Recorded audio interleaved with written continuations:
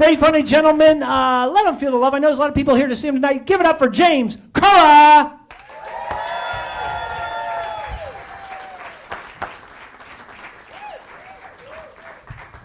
Thanks, Tom. Thank you guys for coming out tonight. It's been said that there's a lot less pressure doing stand-up in front of a group of strangers, and as I look around, I couldn't ask for a stranger crowd, so we should be good to go tonight. As Tom said, my name is James Kaura. Yes, I'm a little bit tall. I'm 6 feet 5 inches to be exact. And I'll go ahead and answer some of the questions that some of you tall folks, or some of us tall folks usually get. The weather up here is fine. No, I've never hit my head on a ceiling fan. Yes, I did play basketball when I was younger. And I do have to sleep diagonally on any bed smaller than a queen, so. But you do have to hand it to short people sometimes, because usually they can't reach it without a stepladder. It sounded like from Tom's opening set that there's some dog owners in the audience tonight. Do we have some dog owners out here? Yeah. Yeah, we have a dog ourselves. He's a Manchester Terrier. He's a bit neurotic, so he fits right in with our family. But he's also a bit skittish. I mean, the dog's literally afraid of his own shadow. Anyway, are you responsible pet owners? Would you say you're responsible? Do you clean up after your pet? I know Tom had a little discussion about that. Yeah, I sometimes get annoyed when people don't clean up after their pets. You know, they're probably the same people that leave the seat up, forget to flush, and forget to wash their hands when they're done. We actually have a neighbor up the street that used to let his dog run down the street, take a crap on our lawn, and then he'd run back home without cleaning it up. And I used to think, man, I should bag that up and take it over to him and knock on his front door and say, hey, here, Hal, you forgot this. Or maybe if I'm feeling a little spiteful, drop it on his front porch, ring the doorbell, and run away. Or if I'm feeling really spiteful, put it in a paper bag, light it on fire, ring the doorbell, run away. But he stopped doing that, so I got over it, and it's all good. But that brings up another story. Another friend of mine and I were talking about this same subject, and he admitted that he didn't actually know the proper deployment of a poop bag. He said he was actually amazed the first time he saw someone turn it inside out, put their hand in it, and then pick up the poop, because he was just grabbing it with his bare hands, dropping it in there. And I remember thinking, man, I really hope he washed the crap off his hands as I'm sitting there waiting for him to work on my crown.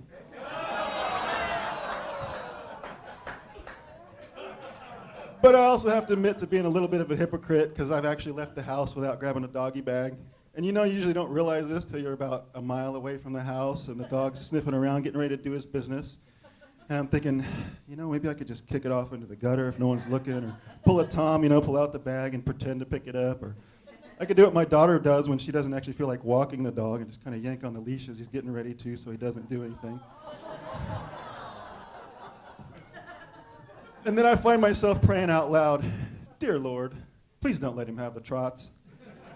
Because, I mean, even if you remember the bag in a situation like that, what are you supposed to do? Like rip up a portion of their lawn and throw down some new grass seed? Or throw down a bucket of sand on the top of it? Or carry around a loaded super soaker? And what if they have this artificial drought-friendly turf on the ground? You know, what are you supposed to do? Walk up to their doorstep, excuse me, can I borrow your garden hose? I'm a responsible pet owner and I need to hose off your lawn here because my dog just did his business. And it's not just common courtesy. In most cities, there's actually ordinances. I was actually riding my bike over in Nueva Linda on one of the trails, and I came across a sign that read, pet owners must remove any feces deposited by pet. I shit you not, this was an actual sign. And I remember thinking, man, that's pretty specific. I guess that means that I didn't have to wait till I got home if I didn't want to after all. But kidding aside, I know that this sign's probably there just to kind of keep the trail clean, and I'm sure the Santa attracts wild animals. Speaking of wild animals, do we have any cat owners in the audience tonight? Cats? You like cats? Don't you just love the surprises they bring you to show off their hunting skills? You know, like the tail of a lizard, the leg of a bird, or pet sock from the neighbor across the street, or the kid's missing hamster next door. And usually when they bring this prize to you, it's accompanied by this, you know, half meow, half forlorn cry with an evil grin in their eye. They're just kind of like, "Rrrr." I mean, I know it's just the wild animal instincts coming out, but to me it kind of sounds like a demon spawn from hell coming to steal your soul. So, you know, we've got this cat, and she was actually quite the hunter back in her day when she was younger and thinner. She actually managed to catch a hummingbird and bring it into the house one time. And I was both greatly impressed and deeply saddened by this. Until she opened her mouth and the bird took flight in the house. And he's like, I'm free, I'm free. Oh, wait, where's the sky? Oh, is that a wall? What is that bushy thing on a stick? We spent the next 5 minutes screaming, yelling, and laughing our asses off trying to get that bird out of the house. We finally managed to get it out, but man, what an ordeal. So we've got this demon cat from hell and a skittish dog living in the same house. They're like a really twisted odd couple, you know, kind of like if Hillary and the Donald ran on the same ticket. Or when Lyle Lovett was married to Julia Roberts. Or Tim Burton and Helena Bonham Carter were together. Or Han Solo and Ally McBeal. I mean, Harrison Ford and Callista Flockhart. So we got this odd couple living together, and they eat each other's food for different reasons. The cat eats because, well, I don't know. She's just kind of fat, I guess, and she just likes to eat. And you know, every time I point it out, she'll start crying for food, and I'll look at her and I'll say, "Hush, fat cat, you don't need any more food." And she just kind of looks at me like, "How can you be so mean and cruel?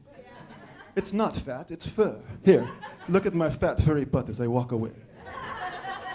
Yeah, and in my mind, she's French, you know, probably because I watched too much Aristocats growing up, and as my daughter's growing up, and you know, she sounds kind of rough because she's probably lived a hard life. She's like a French Kathleen Turner, you know. And so they eat each other's food, you know. The cat eats the dog's food. The dog eats the cat's food. Well, because the last thing it seems like he wants to eat is his own food. And you know, God forbid he actually eats the food with the proper nutritional content for him. And you know, maybe he just eats it because it's something different, or he knows he's not supposed to, or maybe he just does it to get back at the cat for hissing at him for no reason. I don't know. So they eat each other's food, and when the dog's done eating the cat's food and the cat's eating the dog's food, he comes back and finds his bowl empty. And that's when I imagine the late night Hunger Games start. I fully expect to come out some night in the middle of the night to get a drink of water and find the dog sitting up on the kitchen counter, drawing up plans for a late night raid on the fridge or the pantry. You know, he's got his little grappling hook and his puppy night vision goggles and little crowbar and a block of C4, you know, just in case. But until he figures out how to get into the fridge and the pantry, he's actually found another source for his canine snacks. Yeah, that's what I'm actually calling Doggy Almond Roca. You know, that tasty, crunchy, candy-coated treat he finds in the litter box? Yeah, I know, it's pretty disgusting. And you know he's been there because he literally comes out of there with a shit-eating grin on his face. And he's got a speck of cat litter stuck to the end of his nose. So you know he's been there.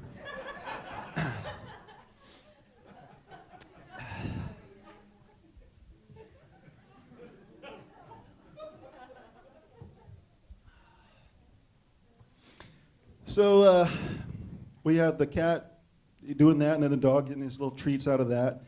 And you know, there are some times when you just know that the cat's been there. You know, it's not like we don't scoop the box. We do regularly. And when I say we, I mean my lovely wife, Beth. I used to do it about 13 years ago, and there was this thing called toxoplasmosis. You ever heard of that? I don't know. I guess it's some thing that can happen to the pregnant mother and the child in the utero. And I'm not sure. I'm no scientist. I don't know what's going on there, but I think it just sounds like a fancy word for I don't want to scoop the cat box for 9 months. But anyway, so you know, she's getting a little bit older on in years, and so sometimes she actually misses the box. We were actually thinking of putting up a nanny cam to kind of face the cat box so we could see what was going on. But then I pictured we'd come home some night and find the dog sitting in front of the computer monitor watching cat dancing videos, rubbing his paws together, you know, waiting for the snack bar to open. And there are times when you definitely know that the cat's been there, because she'll come walking out down the hall and she'll just kind of sit there and she'll look at you like, I have a surprise for you. And we'll be sitting there watching TV, and pretty soon, you know, the eyes start to water and your nostrils flare, and you're like, oh, Dory, that's disgusting. What have you been eating? Rotten eggs mixed with dirty animals and dirty socks? I mean, it's just so disgusting. And I think, how can something so innocent looking produce something so foul? I mean, it's like when an adorable little toddler starts projectile vomiting, or when Bob Saget does stand-up comedy, or like when a cute little old lady lets out a loud toxic fart or something, you know, it's just like, it just doesn't seem to go with it. You know, and she just kind of looks at you, she's ignoring the smell, and she's just kind of looking at you like, you stupid human. It is you and that crazy dog who are disgusting. My merde may smell bad, oui. But the dog actually eats it. And then you let him lick your face. Who are the disgusting ones now? Ugh. Excuse me, I have to go do a crown on the neighbor's cat before I wash my paws. Thank you, I'm James Kaura. Thank you very much. Hope you guys enjoy the rest of the show.